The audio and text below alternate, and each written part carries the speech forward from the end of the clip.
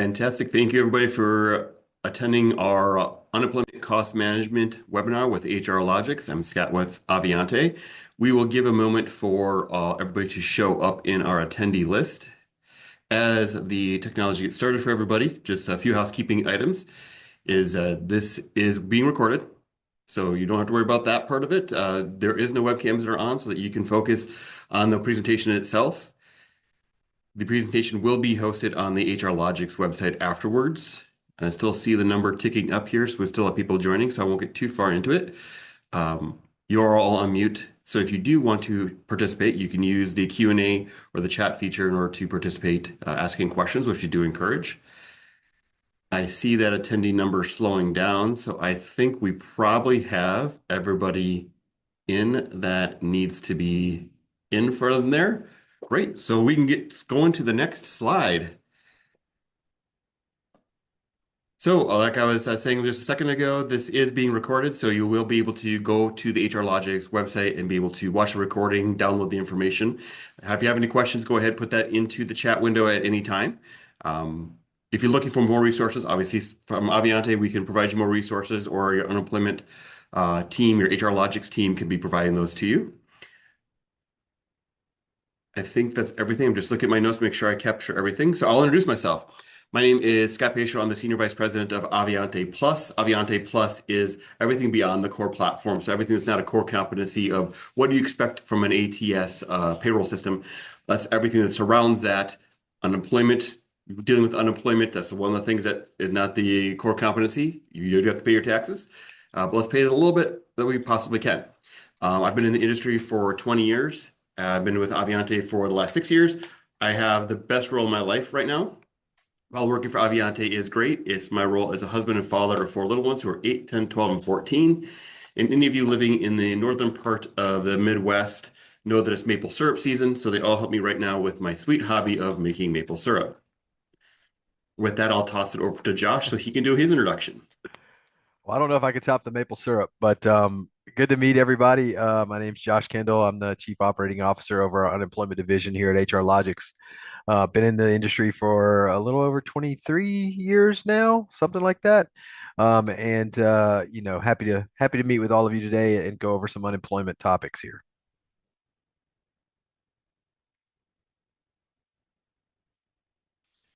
All right, so let's jump right into it.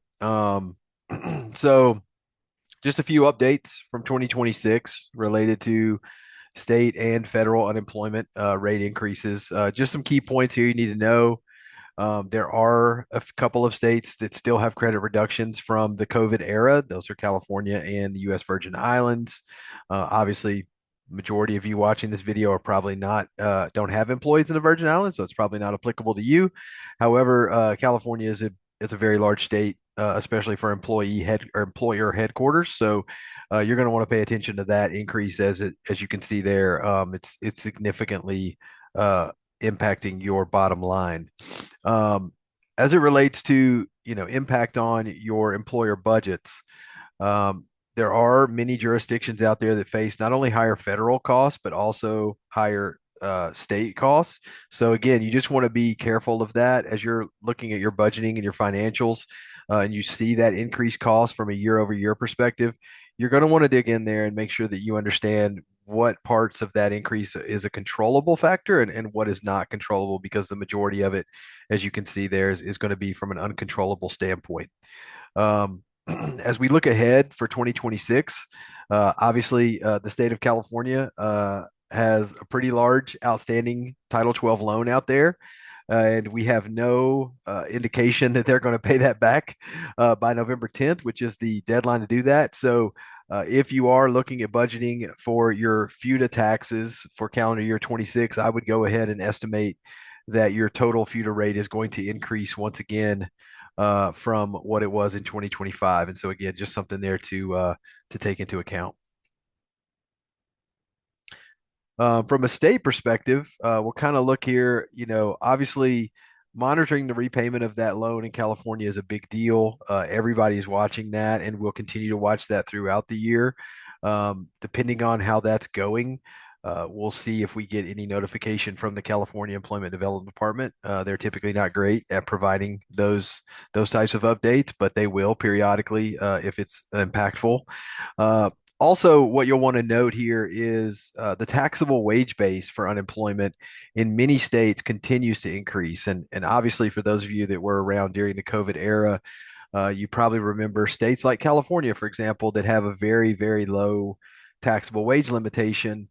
And so, one of the ways for states to generate additional revenue in their trust fund is not only to increase tax rates, but to increase those taxable wage limitations.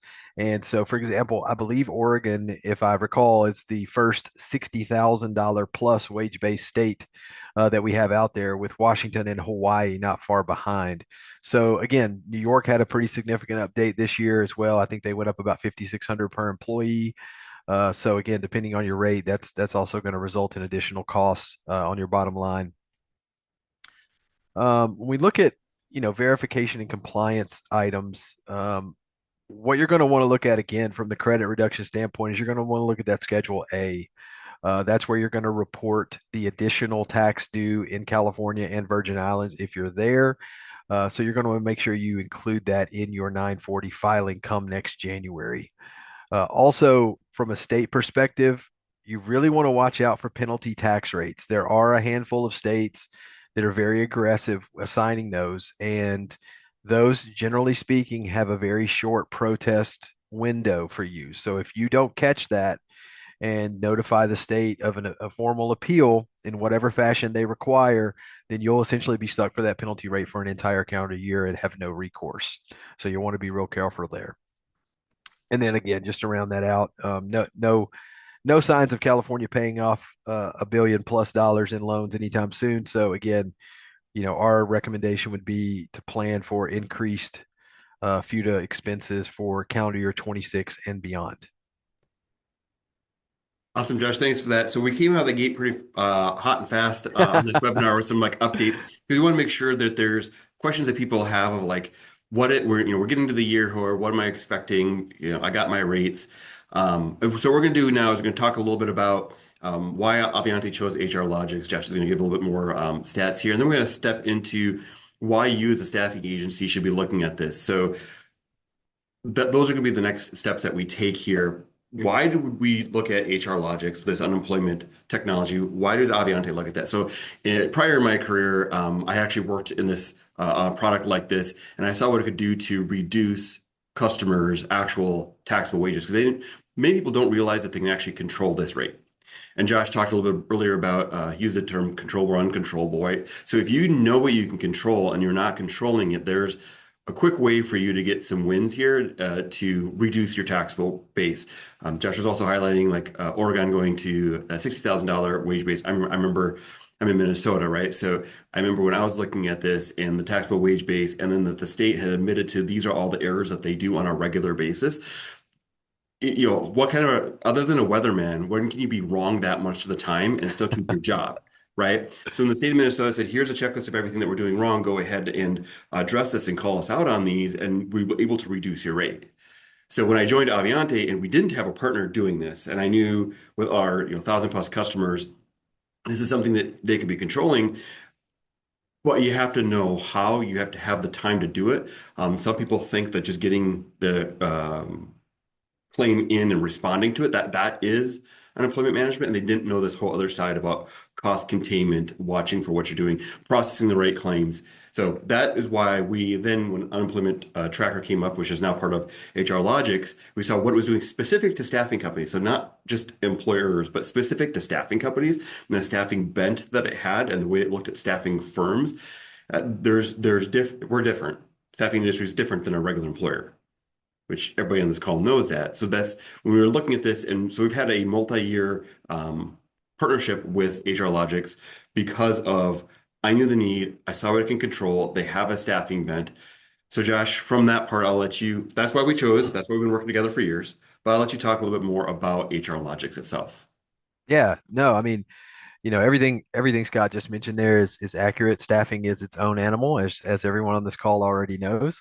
And what makes that unique to our platform is our platform was actually built to service staffing.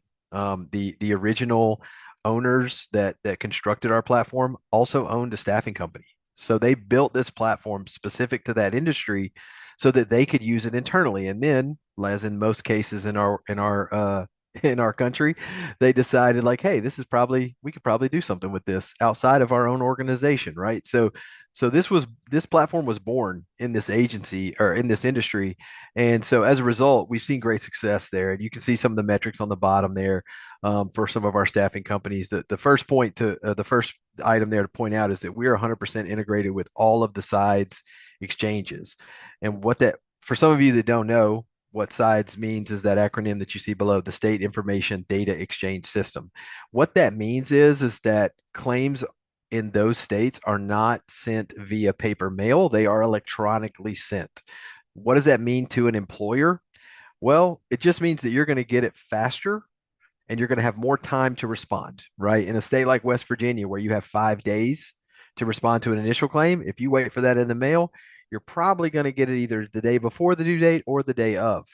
But if you get it through the SIDES program, you will get it within the same day or the following day. So you, at minimum, you'll have 4 days to respond as opposed to one. So that's the benefit of being integrated with that electronic exchange of information. In the middle there, you can kind of see some of the success we've had. As Scott mentioned, there's a Department of Labor website out there where they track state error rates. Some states are as high as 36%, some are as low as 7 or 8%, but they all make mistakes, and those mistakes ultimately equate into your tax rate calculations, like we talked earlier. So part of our process, as Scott mentioned, is auditing those benefit charge statements and reaching out to the state when things don't make sense, right? And so that 64.4 million is actually liability that we've removed from our clients' accounts based on us catching those mistakes and bringing them to the state agency's attention so that they can then remove them for your calculation. And Josh, Yeah, I'm gonna park on that one for just a second because yeah. so if you're watching this webinar and you're like, I'm wanting to learn here what this is, or I'm wanting to learn so I can justify utilization of this and I have to bring it forward within my organization to say I want to spend on a tech that will do this for Mhm. me. And they're gonna say, we're talking about protestable claims here in a second, but they're like, well, isn't that what you're doing? Yes, that's what I'm doing, and I'm just gonna show my firm how we can do it better.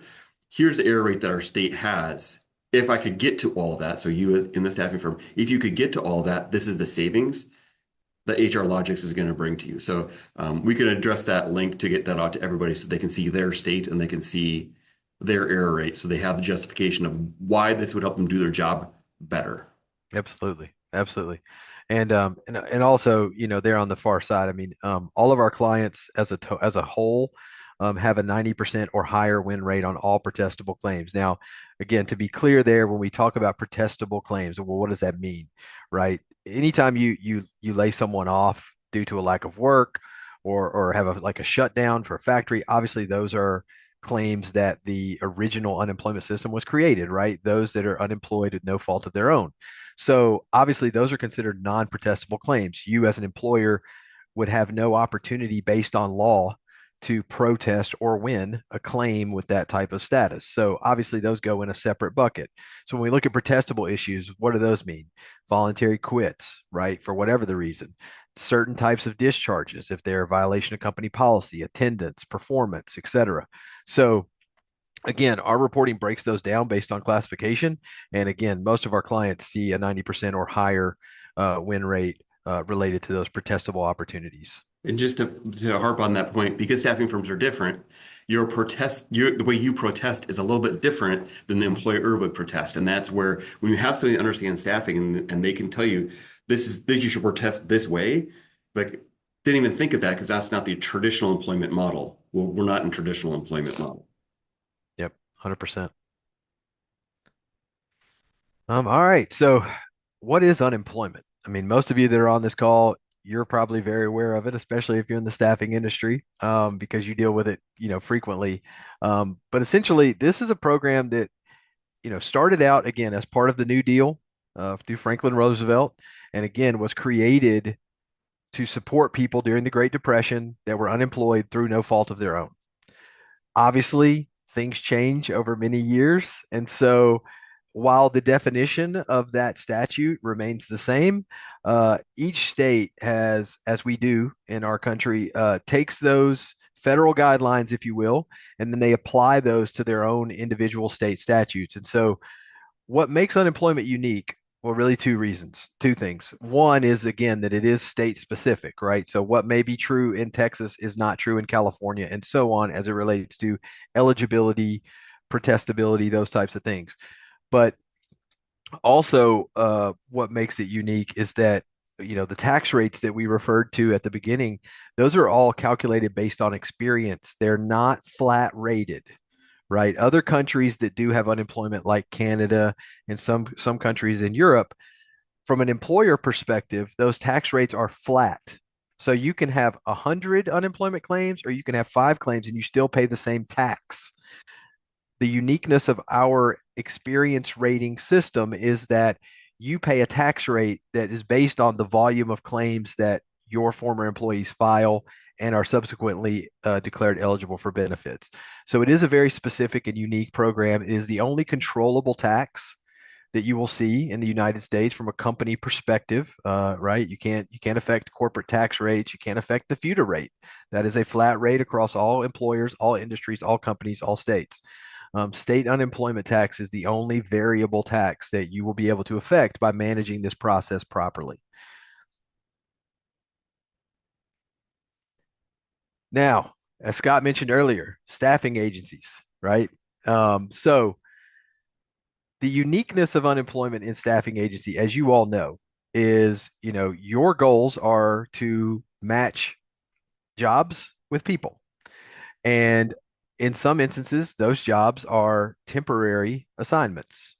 And so, from an unemployment perspective, one could look at those and say, these temporary assignments are nothing more than end of assignment or lack of work. But as Scott mentioned earlier, there are specific nuances per state as it relates to those types of separations or assignment end opportunities. So you want to work with a vendor, if you choose to do that, that knows those nuances and can help you, again, raise these types of issues of refusal of work, job offers that weren't accepted, those types of things, because those are very specific to the unemployment industry.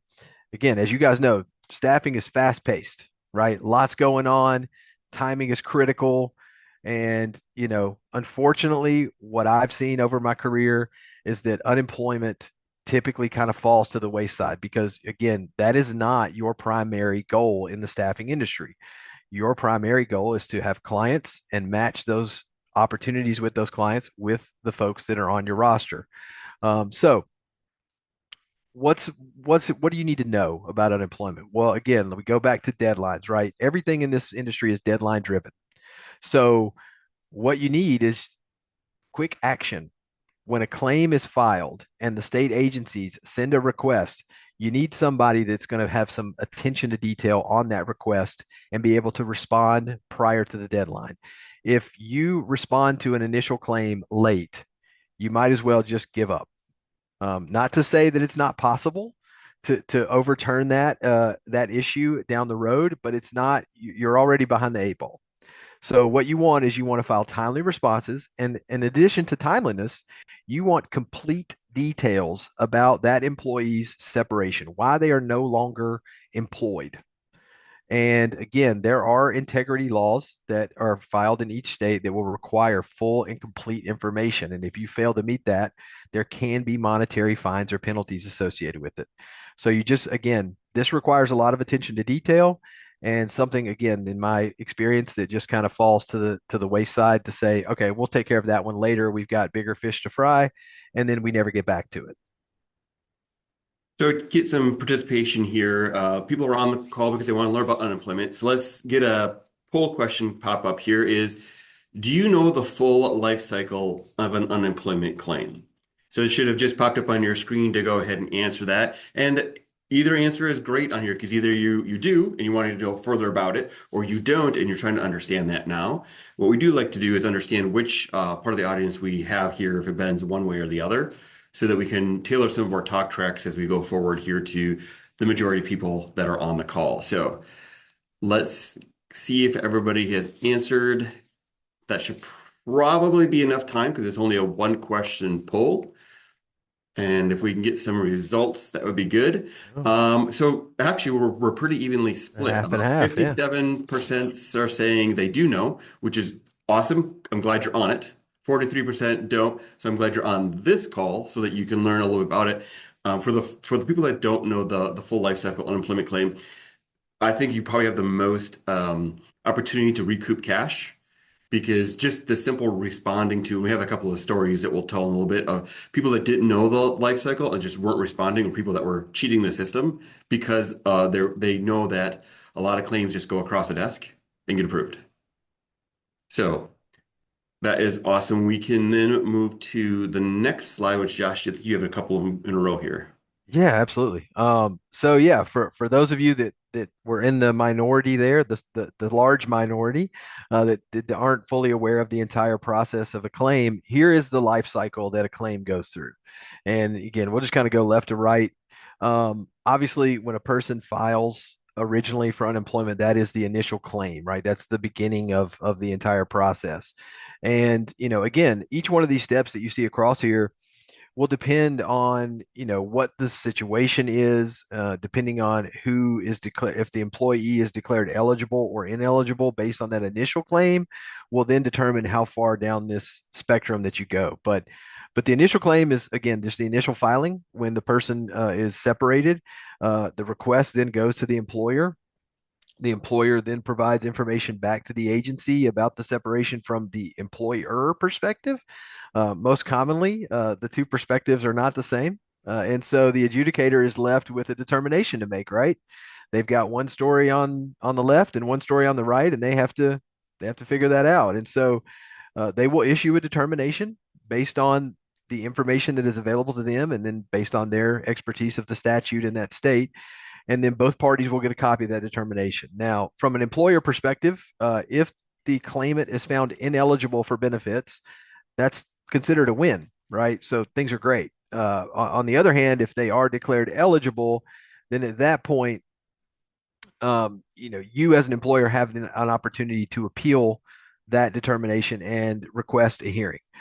Depending on what your processes are, if you're utilizing a vendor in that or not, there may be some consultation back and forth as to what the benefits might be. But ultimately, if you would like to file that appeal, then you would submit a document, or your third party administrator on your behalf would submit a brief to request that the hearing be scheduled. Once the hearing is scheduled, again, a hearing packet gets sent out to both parties, both the employer and the claimant. There will be a date and time that hearing is scheduled for. Prior to that date of the actual hearing taking place, if either party wants to submit any documentation or exhibits to be able to present those in the hearing, they must do so in accordance with the hearing notice. And both parties, both the state agency and either the claimant or employer, everyone must have copies of the same documents. Otherwise, those documents will not be considered admissible because not everyone has had a chance to see them, review them, and then ultimately question their validity during the proceeding. But then once the hearing date actually arrives, then in most states, with the exception of Pennsylvania today, you will call in through telephone and you will participate in the hearing. Most people, if they haven't done a hearing in unemployment, they think it's a more of a few good men type of scenario. It is not. It is a very administrative proceeding. An adjudicator or an administrative law judge will preside over the case. They will essentially ask questions of both parties again, their job is to take all the information in and ultimately make this decision. Again, it's not like a jury trial or anything like that. It's basically, whoever appealed that original determination wanting to state a case as to why that original determination was incorrect and why they believe they should have won and not the other party. But at the end of the day, the adjudicator will conduct the hearing, gather all the information that he or she needs, and then they will uh, make another determination. And then, of course, if that determination, whoever loses on that side, if they want to take it one more step, you have the board of review or commission in some states. That doesn't require attendance at another hearing. It's simply filing of a brief, typically stating as to why the hearing officer's determination was not compliant with state statute. But then there will either be at the board of review level, there will be a panel of either three or five adjudicators that will review the case, they'll review the transcript of the original hearing, and then they will essentially make a determination based on majority count, and that will be the end of it. There's no additional hearing or participation that the employer or the claimant needs to do at that point. And then the last step there is once the claim has come to its final disposition, whether, from an employer perspective, whether you win the claim or you lose the claim, at some point this process will end, right? And there will be a final stage or disposition of that claim. If you have won that claim as an employer, you're not done. It feels like it, but you're not. Because every month or quarter or even year, depending on what state you're in, there's going to be a list sent out to you by the state agency telling you here are all the individuals that are receiving or have received unemployment that we're going to charge to your account. And so you need to comb through that list because if there are claims that you won and yet they still receive benefits, well, that's an error, as we discussed earlier. And those need to be reviewed and protested with the states to make sure that those charges don't negatively affect your ultimate tax rate calculation. So you walk through quite a few things here. Some people might not know what the that hearing and the administrative law judge and all those Mhm. items there. That might, maybe that 43%, that was what they didn't know. And that sounds like a daunting piece. It's like, okay, that makes Mhm. complete sense that we should get some help there because documentation, production, all that stuff. But Mhm. really, who is eligible for unemployment? Yeah, again, so it's really a state by state case, but at the end of the day, as the statutes in most states read, they follow that federal guideline. So it's individuals who are unemployed through no fault of their own and are able, available, and actively seeking work. So again, every state's going to interpret that differently. So, but at the end of the day, obviously, if you voluntarily quit a job and you are now unemployed, then depending on the reasons you quit, again, I don't ever want to use absolutes in the unemployment world because it is a little bit of a gray area. But in generalities, if you voluntarily resigned your position, then you are not unemployed by no fault of your own. You, as the employee, took the action to no longer be employed by that company. Now, again, there can be additional reasons as to why you made that decision, and that would all be vetted out through the process. But generally speaking, those individuals who voluntarily took the action to no longer be employed would generally speaking not be eligible for benefits. So you're looking at the significance of just monitoring that eligibility piece. How Yep. would you break that down? Yeah. So again, I mean, that's what's so great about unemployment and why a lot of us have make a career in this is because there's a lot of gray areas. So again, if if it depends on the separation reason, but um, you're going to want to manage that to make sure again that you give all the information to the state agency. That's their request, and frankly, as an employer, that's your obligation is to provide full and accurate information. The agency's going to rule, and then at the end of the day, like I said before, you're going to have the opportunity to go back and audit that and request further review if you believe that the decision was made incorrectly based on the statutes. So going back to the statement I made earlier about justification of you don't want to add tech just for adding tech, Sure. but here is it's going to let you focus on your core business, Yeah, 100%. I mean, right?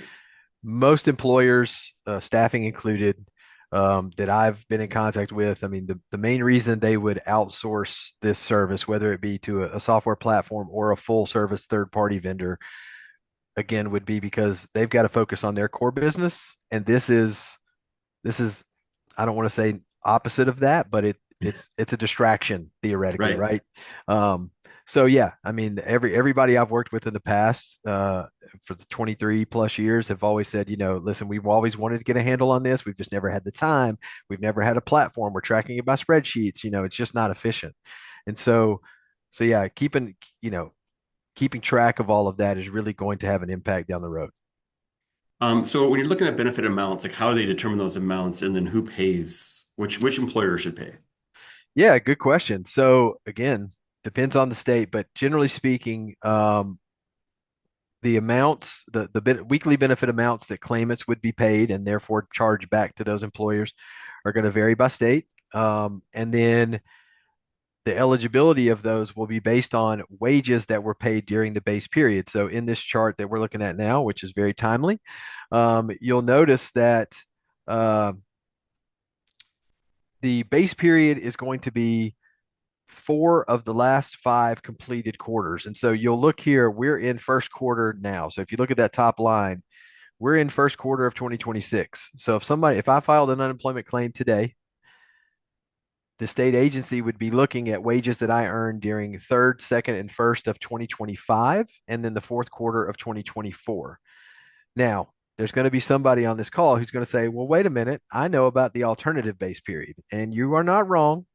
There is such a thing as called the alternative base period, and that is when in the 4 oldest of the 5 quarters there are not enough wages. Some states can look at the most recent 4 quarters, which would then include fourth quarter 25, to see if they have enough wages at that point to become eligible for unemployment. Again, that's a bit of an edge case, but it is available and it is in use today. So with this chart also, can you explain a little bit about when somebody had worked for you, had left, Mhm. but then you get a claim? Why is that? Why is Months that later. happening? Yeah, yeah. So again, like you see, when they're looking at eligibility, when the state agency is looking to determine first if a person that files an unemployment claim is even eligible to receive unemployment, they have to make enough money during those quarters in the base period to become eligible. And again, every state is going to have different qualification for that.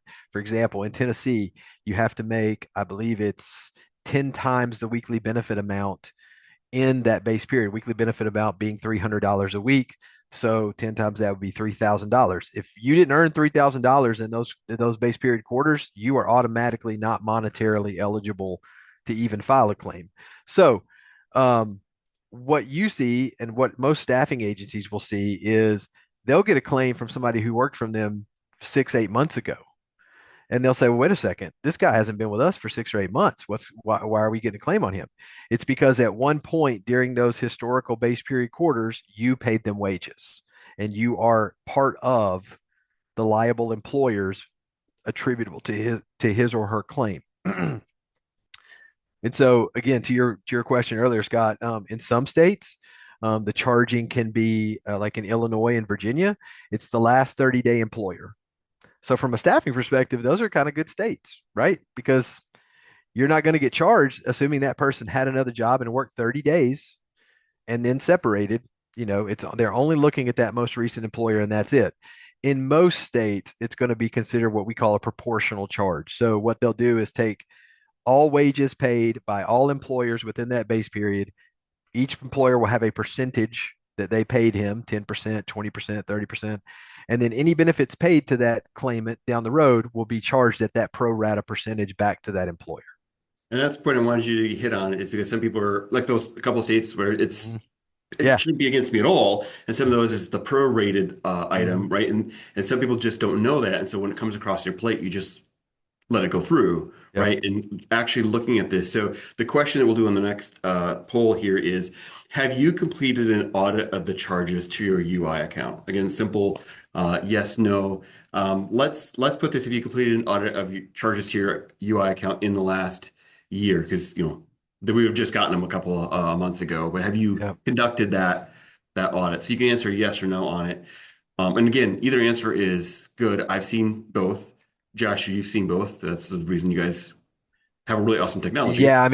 Yeah. I mean, again, to be honest, most employers, especially if they're not using a third party administrator, I would, if I had to guess, I would say it's very low that they audit those charge statements just because some of them don't know what they are, first of all, and then some of them don't understand that you can audit them, even though in some cases it will tell you on the document. They don't, they just don't know. They think it's like, I always used to use this example. It's like, when you go to the grocery store and you'd have a case of water under your cart and you're loading them in your car and you forget the water and you go home and then you get home and you're like, oh crap, where's my water?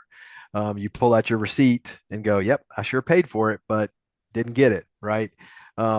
So that's kind of how I look at auditing charges and have, my entire career is, if we're going to do all this hard work and win all these claims, we better make sure that we're not getting charged for them on the back end. Otherwise, what's the hard work for? Yeah, it's kind of funny because I worked at the grocery store as the cashier, and when you ring somebody out, it says, "Have you checked Bob?" Bottom of Yeah. basket. Yep. because they don't want that hard work of water to go out the door for free. That's right. That's Right. right. So there's got to be some sort of check and balance that flashes for you. So actually, we're bumping around because people are still answering here, but we're coming in about the same as what we were before, 43 and 57.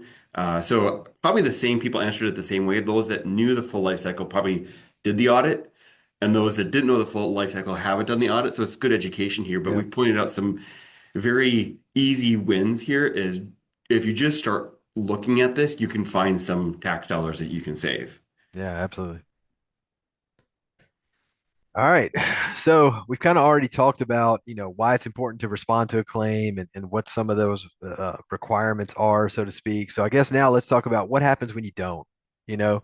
Um, well, the first thing, as I kind of mentioned earlier, when you don't, at that point, even if this person should be ineligible for benefits based on their reason for separation, by not responding to the initial claim request as the employer, you already put yourself behind the eight ball there, because without a response, the adjudicator or claim officer at the state agency is going to rule based on the information they have available, and they have no information from you, so they're going to take the word of whatever the claimant said. And as I mentioned earlier, I haven't seen too many claims in the past where the employer and the claimant's version of events match. So, typically speaking, what's going to happen is you're going to lose that claim, and that person is going to be eligible for benefits. Um, on the right hand side there, I referenced this a lot. There was a Department of Labor study back in the mid 20 teens. It's not posted on the DOL website any longer, but they used to say that based on studies that they've done, for every dollar that is paid out in unemployment benefits and charged to an employer's unemployment tax account, that you will result you will pay an additional $1.39 in future taxes.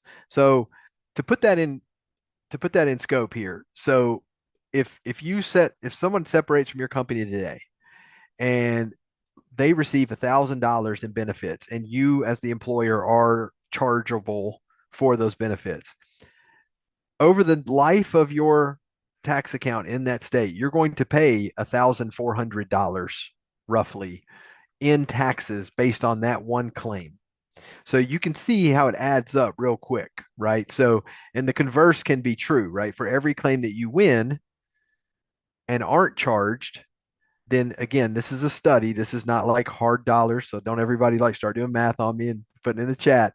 But in theory, for every claim you win, you save yourself that much money in future tax payments as well. And again, these are hard dollars. The benefit charges, yes, those are quote unquote imaginary numbers that are used to calculate that tax rate. But tax payments based on that rate are hard dollars that are on the bottom line of your company's financials. So um, again, you want to make sure that you do everything you can to avoid that, so that your tax rates decrease, and then the company saves money ultimately.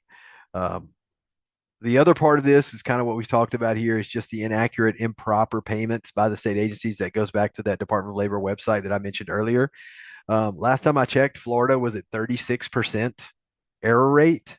So again, if you think about that, for every $100 that Florida is paying out in unemployment benefits to claimants, 36 of those dollars are mistakes. And do you think they're going to catch it? No. So it's up to you as the employer to make sure that you're checking that, and then you're calling them out, essentially saying, "Hey, this is a mistake. I need you to fix this." Otherwise, they're just going to let it go. So that's why it's so important to monitor this process so closely. All right, so we've kind of been dancing all around this, but we'll really get into, what a benefit charge audit really is. So again, think about, I'm a big spreadsheet guy. So think about a spreadsheet with, hundreds or thousands of lines on it, right? Which is essentially what these charge statements look like when they're sent out by the state agencies. They'll have the claimant's name, probably a portion of their social, and then a week that they were declared eligible, or that they were issued benefits, and then the amount of benefits that they were issued. And so, just to kind of show my age a little bit, not that the white in the beard doesn't do it enough justice.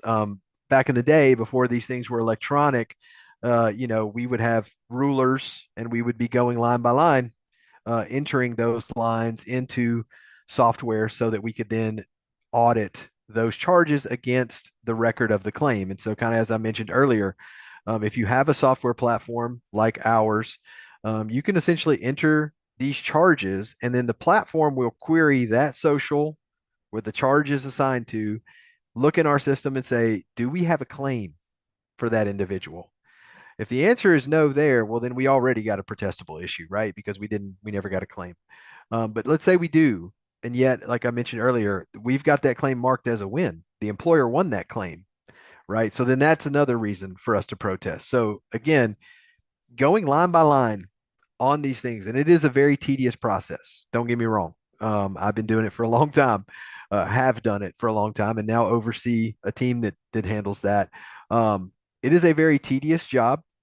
It requires a lot of attention to detail, but it is extremely important because, again, all the effort and work that typically the HR team or maybe GMs or DMs go through in protesting these claims, they may attend one, two hearings. I mean, a lot of time gets invested in these claims.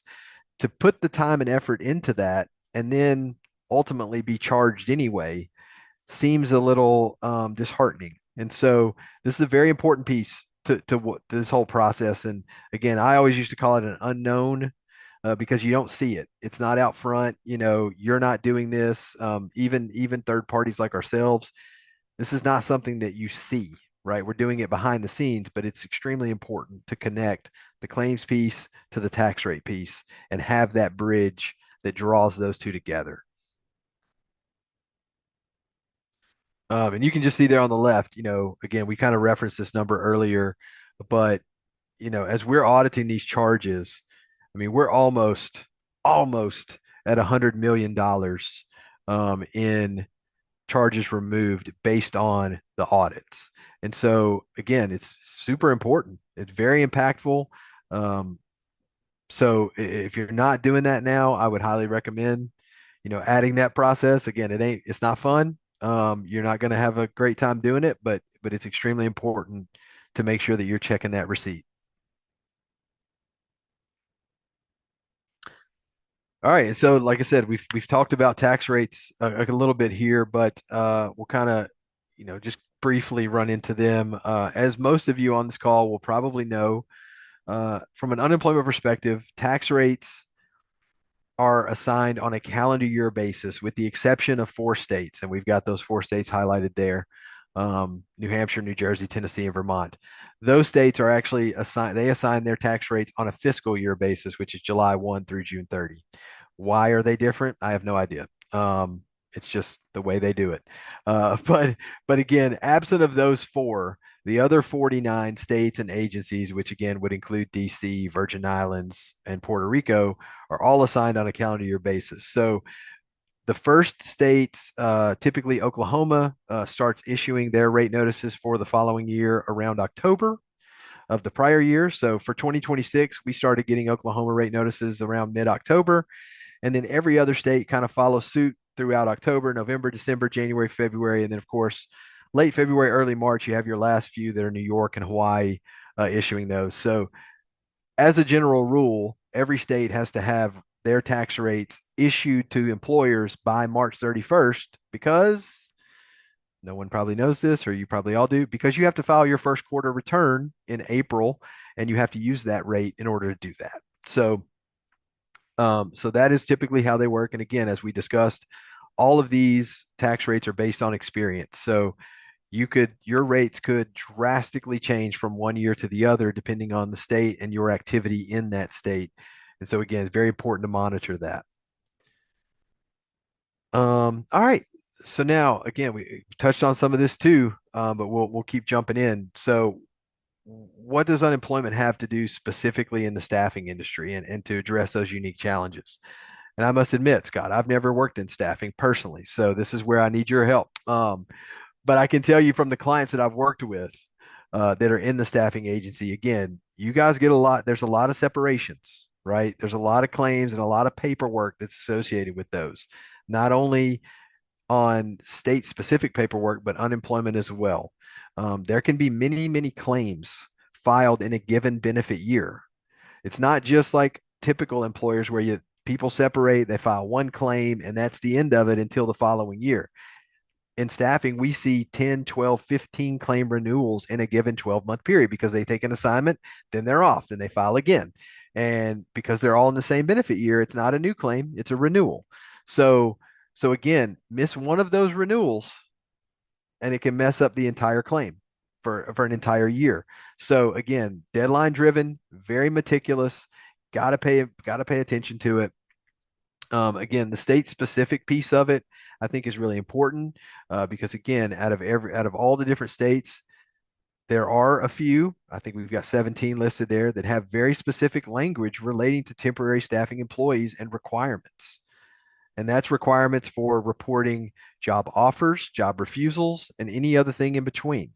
So you want to be, and I'm sure you all are way more in depth and attuned to those than the unemployment guy would be. But nonetheless, as we're protesting claims, one of those filings is missed. Again, it can affect the eligibility of the claim or lack thereof, I should say. So Josh, you're taking these four boxes, you just went through the first two, and the Hmm. audience is looking at the second two, and they're probably looking at this and going, those are four things I need to worry about in all these areas of my staffing business because Yes. of what you just went over with the transaction of rolling on and off jobs. You got to be efficient with benefits administration. You got to be efficient with payroll track. You got to be efficient with offering benefits and the ACA tracking. You got to be specific with all these different states that I'm in. Like these are the four problems with all staffing agencies, right? Yeah. So the reason that we chose to partner with you is because staffing is a target.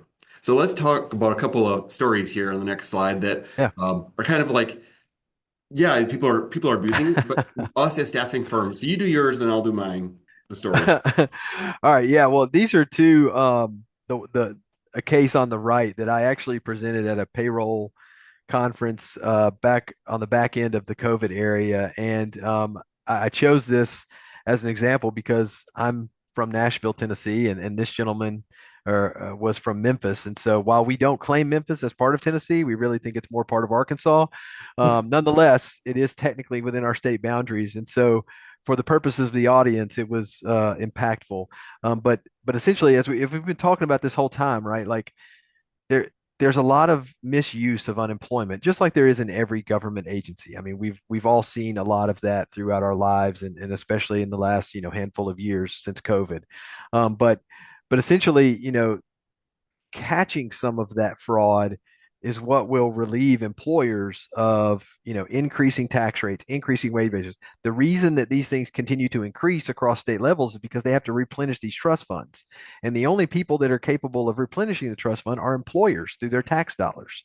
So yeah, the article on the right there, I would recommend you reading it, but capturing fraud is a big issue in unemployment, has been for many years, obviously escalated greatly during COVID, and continues to be a major focus, especially with some of the associations and lobbying firms that we work with on Capitol Hill. It's still a big piece of legislation that continues to be discussed and put through committees so that we can continue to strengthen the laws around that and help employers out. Yeah, and the one on the left is kind of like, people that brag about how they're defrauding the government do get caught. So you can't make music videos about how you are defrauding the government.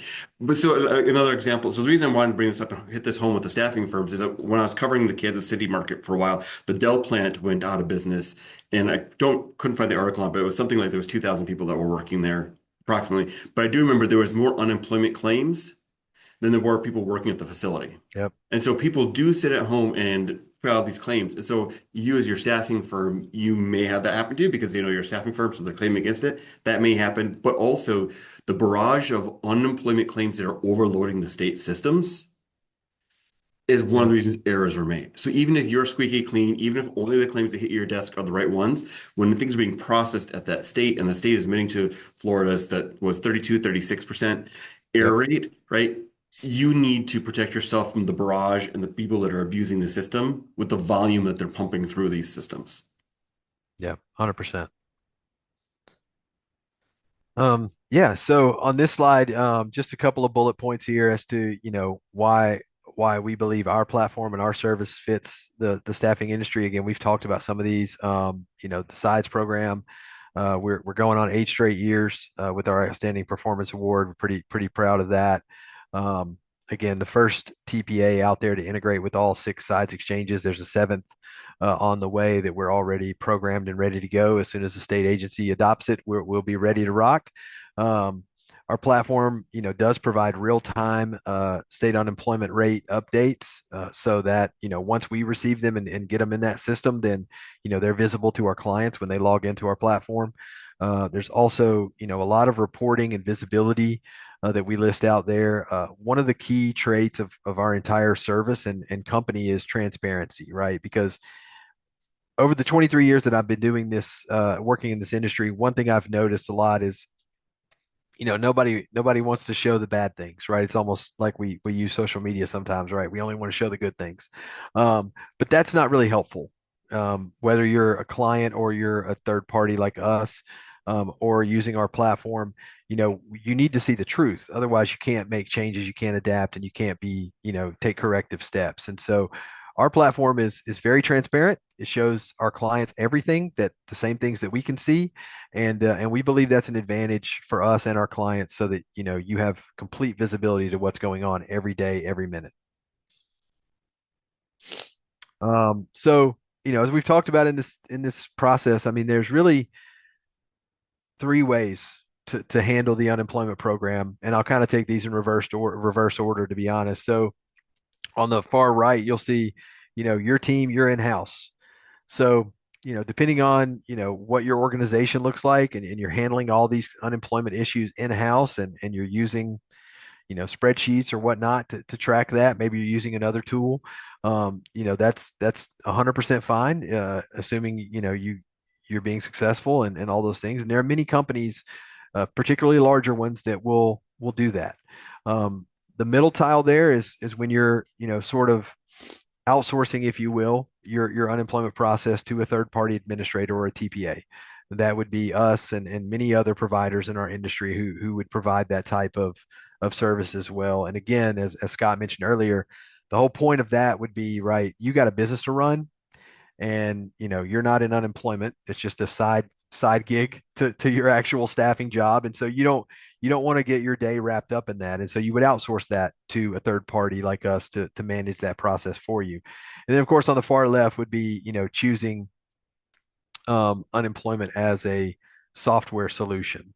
And so, there are opportunities out there, although there are limited in our market where, we could, set you up to use our platform. And if you've got a team that's in-house that's already managing this, they just need a tool to do so.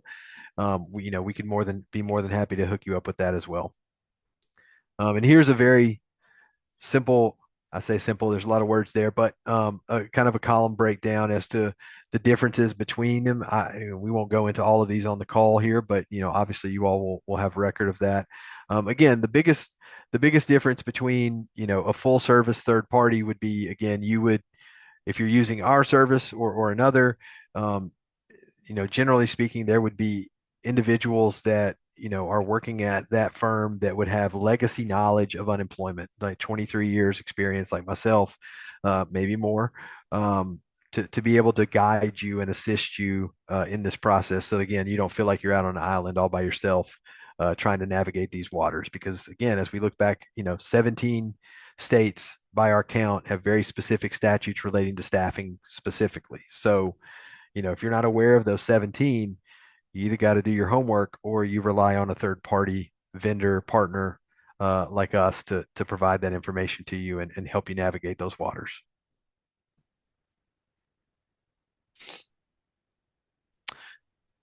Oh, and so this is our slide about, this is why we have such a great partnership with Avionte, is that from a client perspective, an employer perspective, the flow of data is seamless.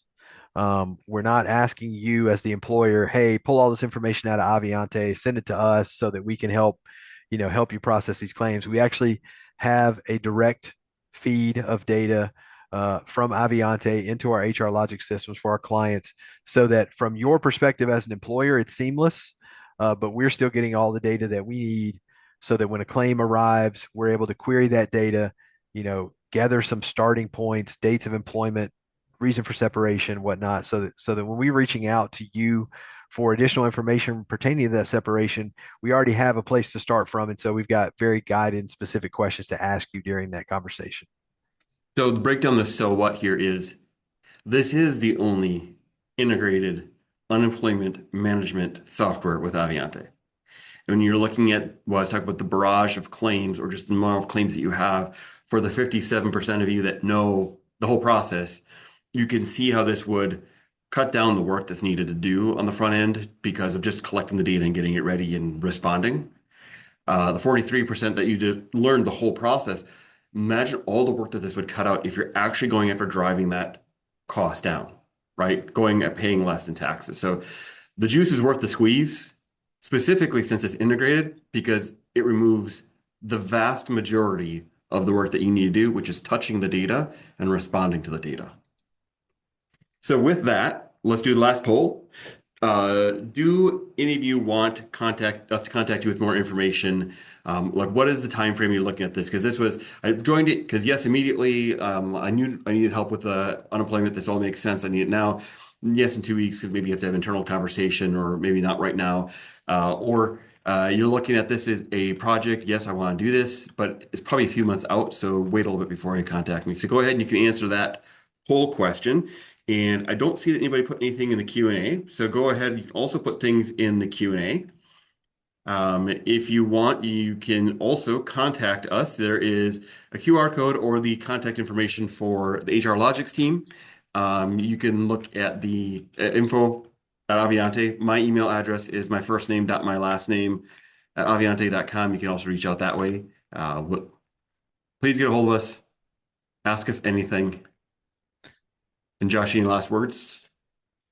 No, I mean, I appreciate everybody showing up, and yeah, as Scott mentioned, I mean, feel free to reach out with any questions, anything that you need, any follow up that you may want to connect with. Let us know, and we're happy to work with you on that, and hopefully give us an opportunity to share our knowledge. I have two items. That one question just came in quickly at the end is if the data is being sent automatically, how do we know that it is Yeah, secured? it's a good question. Great question. So the way the data is secured is through Secure File Transfer Protocol, or SFTP. So that data is encrypted once it is sent out of the Avionte system, encrypted in transit. And then when it lands into our SFTP platform, it remains encrypted even at rest. And so all of our data is managed by our SOC 2 Type 2 security certification. So it is a very secure transfer protocol that we utilize. I'll also make sure the Ask Me Anything series that starts this next week. Make sure that you guys are listening to the Ask Me Anything that is, like I said, kicking off next week. Yep. We have time for the last question that just came in is how do you stay up to date with unemployment laws, UI laws? Yeah, no, that's a great question. It's a combination of a lot of things. One, um, as I mentioned earlier, we partner with a couple of associations and lobby groups that are in our industry, and so we get information from them, obviously, as part of the partnership. Also, there's research that occurs on our end. Over 20 plus years, I've developed a lot of good relationships at state agencies, so reaching out to them periodically to try to get updates as to what's coming. And then, of course, subscribing to newsletters and things from state agency websites. And I would tell you, depending on where you're at as an employer, that is probably the most effective way um, if you want to get started in that process of being able to monitor and receive updates. Just go to the state websites that you're active in. There's going to be a newsletter or some type of subscription service there. And then as they may start making changes, you'll be part of that distribution list. That's always going to be, I think, the best and most cost-effective way for, especially depending on the size of the employer, to stay in touch. Awesome. Well, Josh, thank you for taking us through all of the wonderful that is unemployment. Wish we didn't have to pay the taxes, but we have to pay taxes. And thank you everybody for joining us. Again, this will be posted on the HRlogics website if you want for further review. And we look forward to talking to you in the future. Yep. Thanks, everyone. Thank you, everybody.